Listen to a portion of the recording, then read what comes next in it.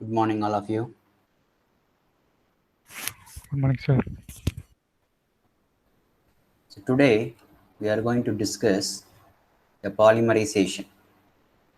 In our previous classes, we are somewhat discussed about the polymerization technique. On the classification point of view, today also we are going to discuss the polymerization.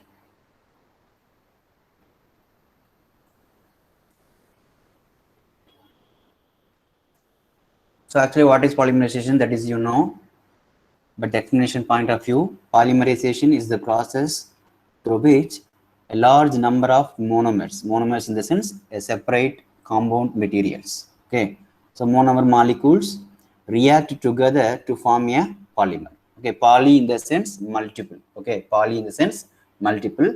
So multiple monomers together to form a polymer.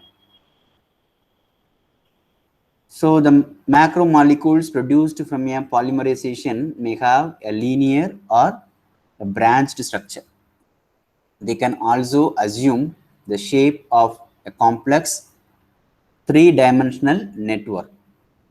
There exist several different categories of polymerization reactions, the most notable of which being step growth polymerization and chain growth polymerization, both of which fall under the category of addition polymerization.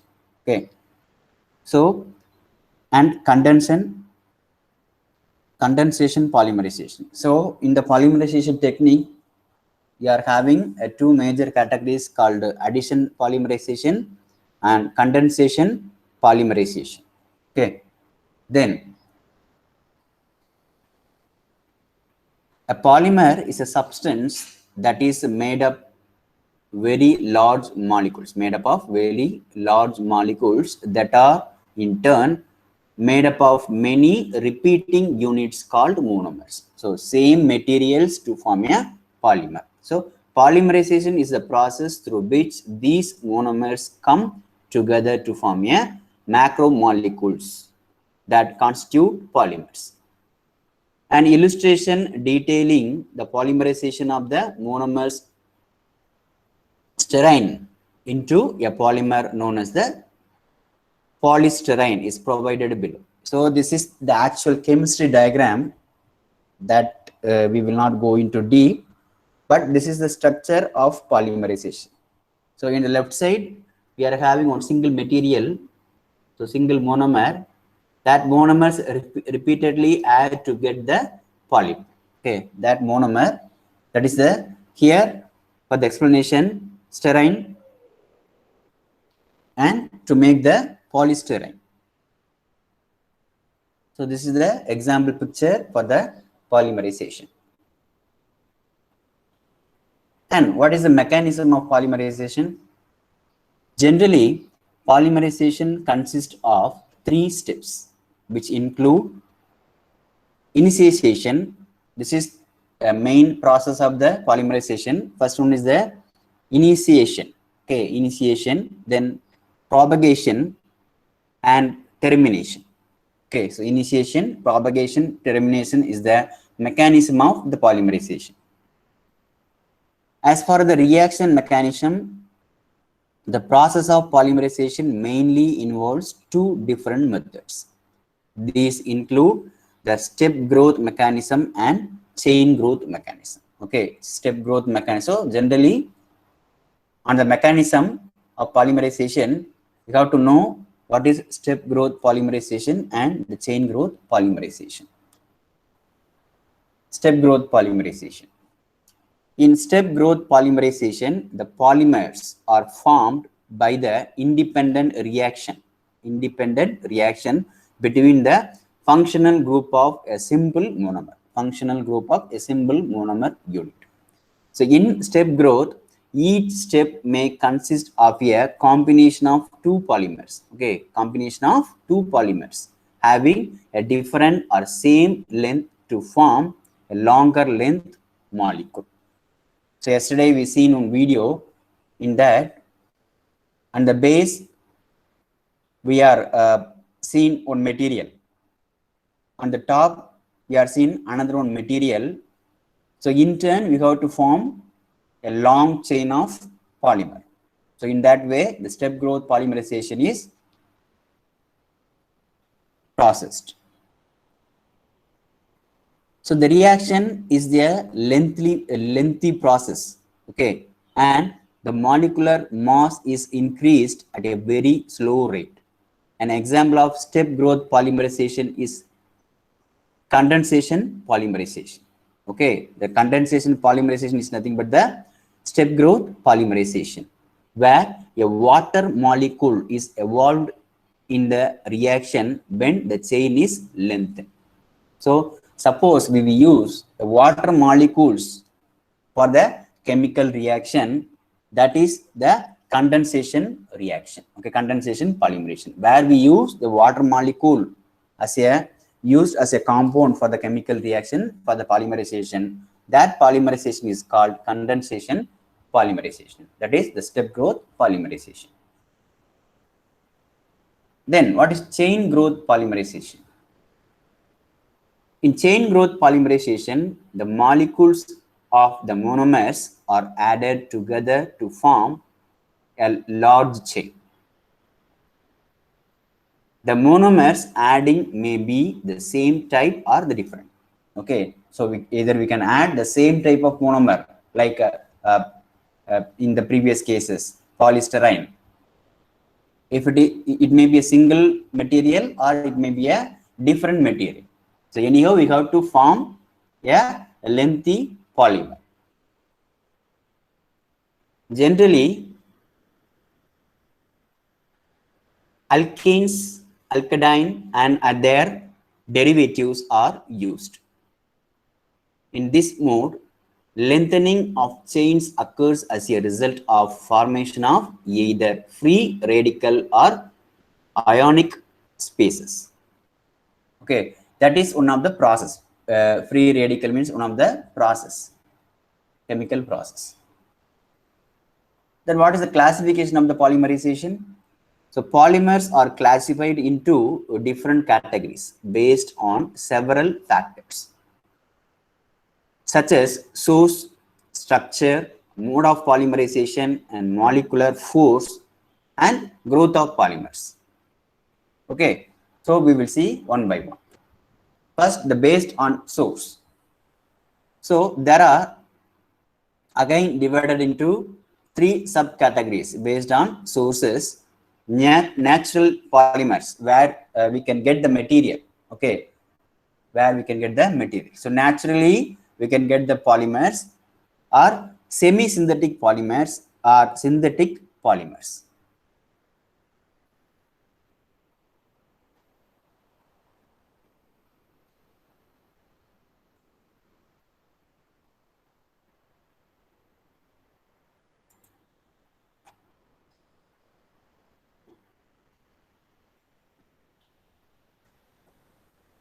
Then the natural polymers, they are found naturally in plants and animals. Resins, starch, and rubber are example of these natural polymers. So rubber material is one of the natural polymers. Then for the semi-synthetic polymers, this is a modified version of the natural rubber. That means the natural rubber are treated with chemicals to make them a semi-synthetic. So if the natural rubber is going to do in a chemical reaction, means that is called the semi-synthetic polymer generally. Cellulose acetate and cellulose nitrate are the example come under this subcategory. That are the called the semi-synthetic polymers. Then what is synthetic polymers? Polymers which are completely man-made. It's completely not a natural, it is completely a man-made, are called synthetic polymers. Polythene, nylon 66, synthetic rubber are widely used as a synthetic polymers. So these are the based on the sources available to make the polymers. Then based on the structure of polymers, how it will be look like, how it will be look like? There are category into three. First one is the linear polymers. Then second one is the branched polymers. Then third one is the network or cross-linked polymers. Network or cross-linked polymers. So the linear polymers consist of a long and straight chain of monomers like a PVC. Okay, like a PVC. PVC is the example of the linear polymer material. Then the branched polymer, there are linear polymers containing some branches. Okay, containing some branches means that is the branched polymer. Low density polythene is an example. Low density polythene is the example of the branched polymers. This is the based on structure. The network or cross-linked polymers. So polymers having cross-linked bonds which each other is called cross-linked or network polymer. Generally, they are formed from bifunctional or trifunctional monomers. Okay, so bakelite and melamine are example of this kind of polymers.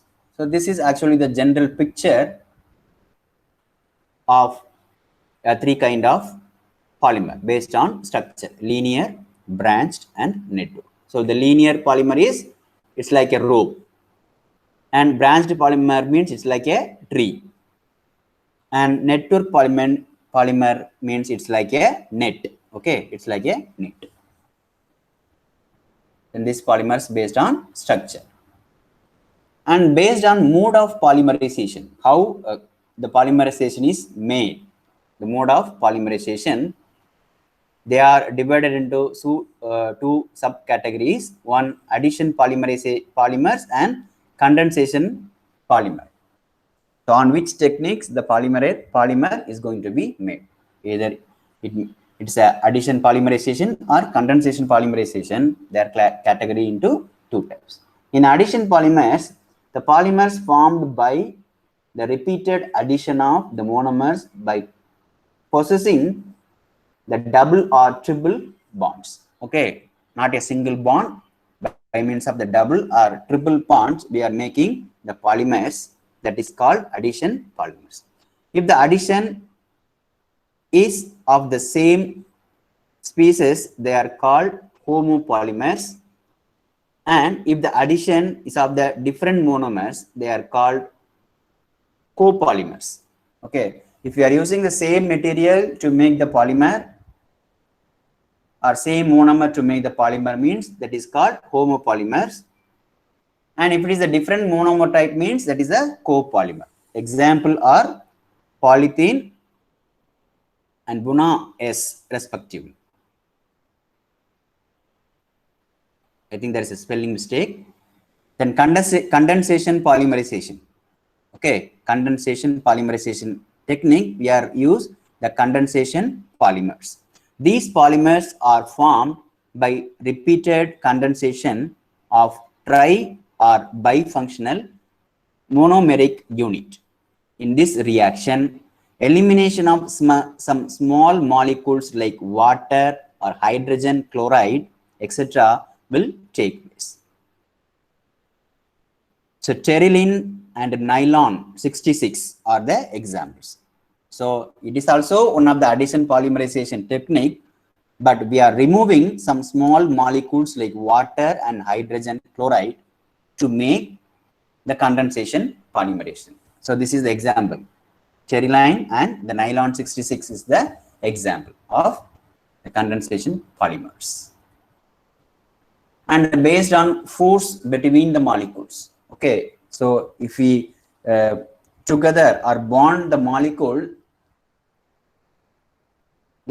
itself has some force. So what is the force between the molecules when we are bonding to make the polymers? They are classified as elastomers. Okay, elastomers. Elastomers means polymers that are rubber like solids and having elastic properties. Okay, which polymers is having the elastic properties called elastomers. Here the polymer bonds are held together by weak intermolecular forces. Okay, so the molecular force is weak only, the elastic property may have in the polymers. So that's why the intermolecular force is somewhat weak in that material, and that allows these polymers to stretch. The cross links present in the polymer between the chains helps to retrace the original position and after removal of the applied force. Then fiber. There are polymers having strong intermolecular forces. In the previous cases, we are having the loose bonding, and here we are having the strong bonding of molecules, that is called fiber, like hydrogen bonding. Due to this, strong force between molecules are kept closer, that is, they are closely packed. Because of this property, they are crystalline in nature. So polyamide and polyesters are the example for the fibers. So fiber material, we are saying some fiber material means that is the polyesters and polyamide. The next one is thermoplastic polymers. So there are liner or slightly changed to branched polymers. Okay, it's like a branched polymer, but somewhat some slight modification that can be softened on continuous heating and hardening on cooling. Okay, so continuous heating and hardening on cooling to make the thermoplastic polymers. So their intermolecular force lying in between the fiber and the elastomer. Sometimes it's the properties between elastic property and the hardness property. In between property, it has in between properties from the elastic to hardness called a thermoplastic polymers. Okay. So polyvinyls, polystyrene, etc. are the example of the thermoplastic polymers. Then thermosetting polymers. Polymers comes under the category of heavily branched or cross-linked. It's a heavily branched or cross-linked means that is the thermosetting polymers, which can mold on heating and can't regain its original shape. Once it is elasted means that the shape is like this only. We can't retain the shape like a elastomers. Okay, like a elastomers, we can't change or we retain its original shape. Once it is stretched or strained means at the time what will be the shape means that is the shape of the material, that is the thermosetting polymers. So these cannot be reused. So bakelite is the example for the thermosetting polymers. So these are the materials are based on forces between the molecules. So that is about that's all about the classification of polymers based on force and based on polymerization and based on structure. Okay, so next one is we have to go for the temperature rise. Right, this is the temperature different topic than the polymerization. The polymerization is over. What is the polymerization and polymerization mechanism? What is the classification of the polymers according to the polymerization? That is the topic. Okay, and here we are going to see the temperature rise of any equipment. Temperature rise of any equipment. How we are going to measure the temperature, or how we are going to allow the temperature for the desired level for the operation. A continuously rated machine will eventually reach a steady state temperature at which the heat in the windings and magnetized cores and the heat arising from frictional losses will be dissipated at the same rate as they are generated. So once we are using a motor as a load for the propulsion or any other oil pumps, like we are using the induction motor. The heat may be produced in the windings or in the magnetization pole on the outer cover by means of the heavy load we are placing on it. Even though the heat is generated, we have to dissipate the temperature rise with the same rate what it produced actually. What it produced actually, we have to transfer or eliminate this temperature rise with the same rate. That is our A. For that, the difference between this steady temperature and that of the incoming cooling air is temperature rise. Okay, so the difference between the steady temperature and that of the incoming cooling air is the temperature. So what is actually the temperature rise? Normally, the cooling air is forces inside the motor. Cooling air is forces inside the motor by means of some fan behind the rotor of the motor. Okay, if you are seeing the construction of the motor, there is a fan behind the rotor. When the motor rotates, the fan is also rotate, and it sucks the air from the outside and pass the air to inside of the rotor, or either between stator and the rotor. So in the stator and rotor, we are having the air gap. In between the stator and rotor, we are having the air gap. So in between the air gap, the air is passing from the fan in order to reduce the heat of the coil produced by the heavy current for the heavy load. Okay, so the temperature rise means what is actually the cooling air is passing in the motor and what actually the temperature is rises on the winding. So the difference of that temperature is called temperature rise. So when the cooling air is passing on the rotor means the temperature is low. If we are increasing the load at the outside means due to the overcurrent flowing on the conductor or the coil, the temperature is rises. So from the cooling medium of temperature to the hotter value of the temperature difference is, that temperature difference is called here termed as temperature rise. For all practical purposes, the other things being equal, this rise is always the same regardless of the temperature of the cooling air. Okay, so we have to consider this temperature rise for the operation of the equipment. Accordingly, if a machine is tested in ambient or cooling air temperature, ambient means the room temperature or the cooling air temperature of 20 degrees Celsius. Okay, and the machine temperature of 55 degrees Celsius is recorded. The rise is 35 degrees Celsius. Actual, the normal temperature is 20 degrees Celsius means, and now the machine temperature is 55 degrees Celsius means, actually we come to know that the temperature rise is 35 degrees Celsius. When the same machine is in the tropics and the cooling air is at 45 degrees Celsius, the rise is 35 degrees Celsius will give a total machine temperature of 80 degrees Celsius.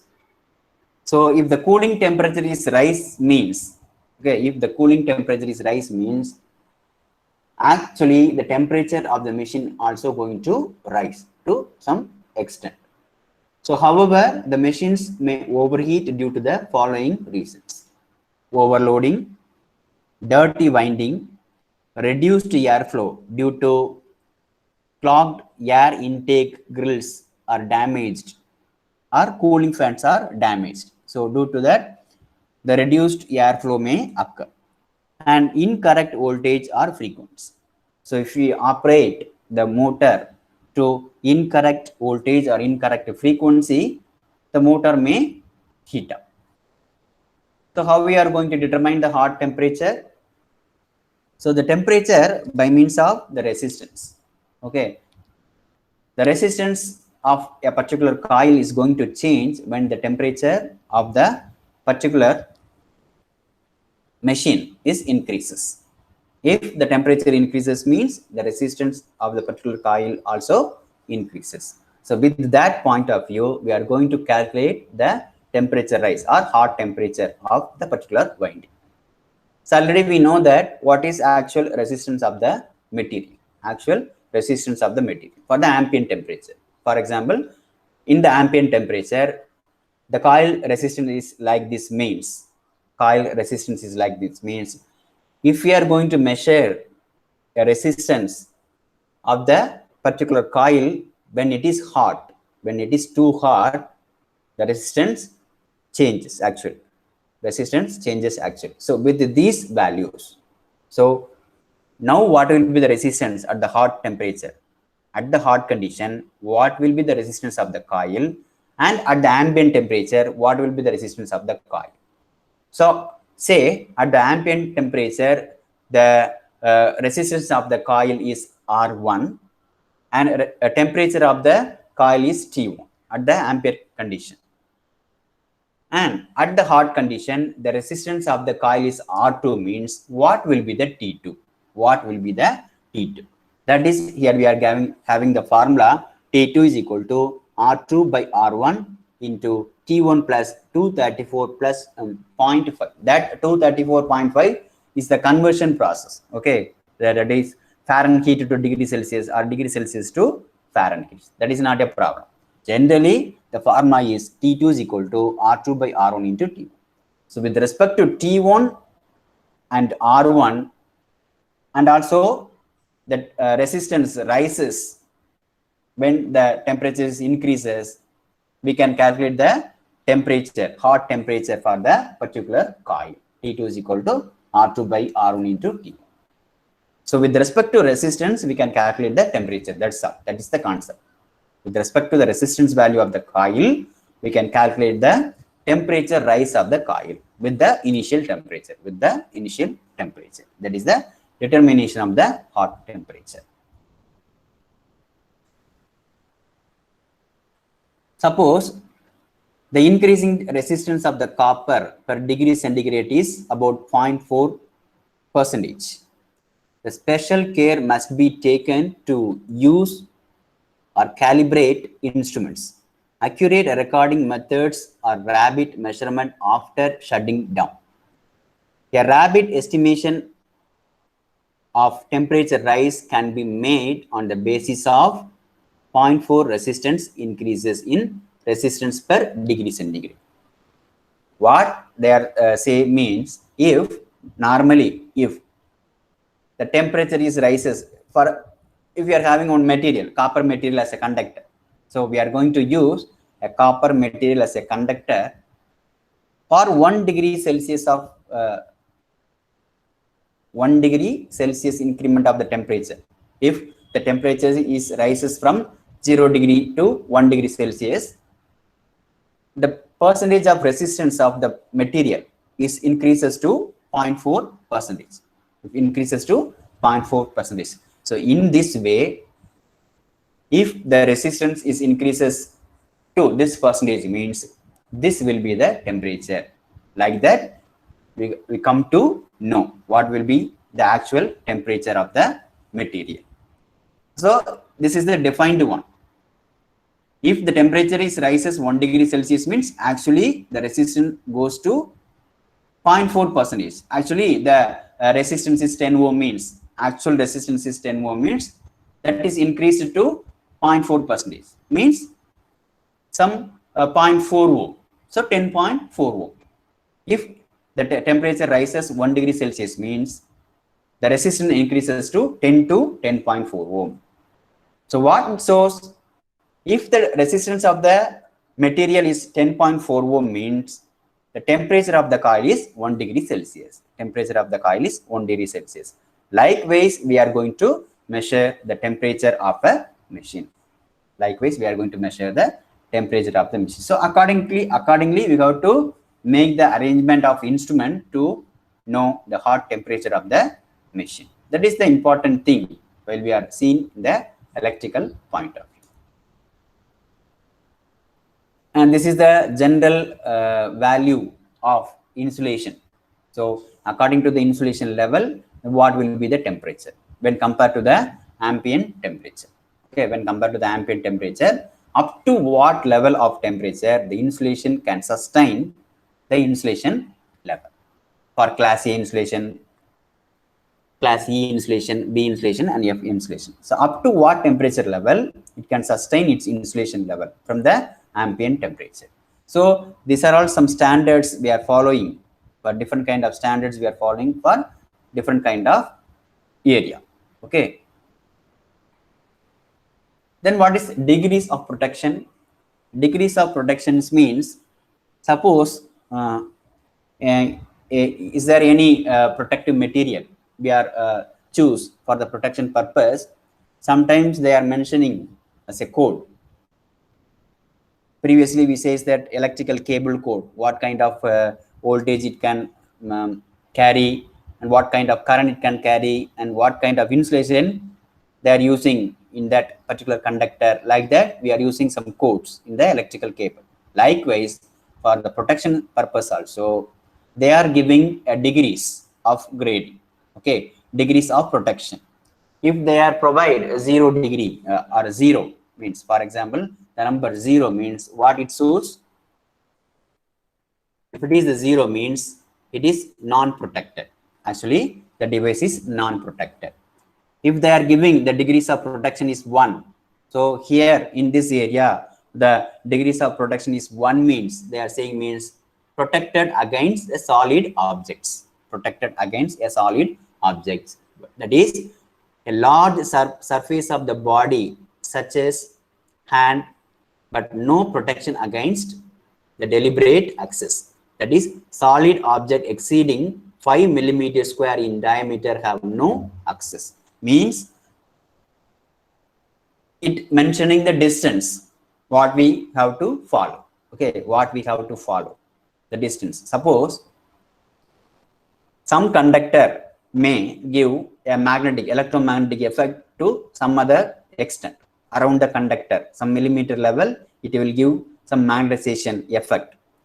If we touch the hand, if we try to touch the hand to near to the conductor, due to the protection level, we come to know what kind of distance we have to follow from that material. What kind of distance we have to follow from that material in order to avoid the accident. Likewise, they are providing the numbers. Likewise, they are providing the numbers. So this is termed as a first level of protection and the second table. Okay, so this is actually the first table. This is actually the first table, and this is actually the second table. Why they are mentioning first table and second table means this is the example. Suppose the protection code is like that, IP56 means the first characteristics numeral of 5 here means that it is dust protected. Okay, it is dust protected. The protection to avoid a dust, and also protected against the heavy seas. Sometimes only one protection is available. Okay, only one protection is available. For that remaining they are putting X. Remaining they are putting X. Suppose IPX5 means only it has degree of protection against liquid. Okay, degree of protection against liquid. Or sometimes IP2X means only it has degree of protection against foreign bodies and electrical shock. So for the first number they are giving one table, and for the second number they are giving another one table. From that we come to know what kind of protection they are making for the protection purpose. Okay, so this is a degree of protection. By means of giving number, they are saying the protection level of the equipment. That is the degree of protection. Okay, so with this note, today I have to complete my session. In the next class, we will see with the next kind of topic.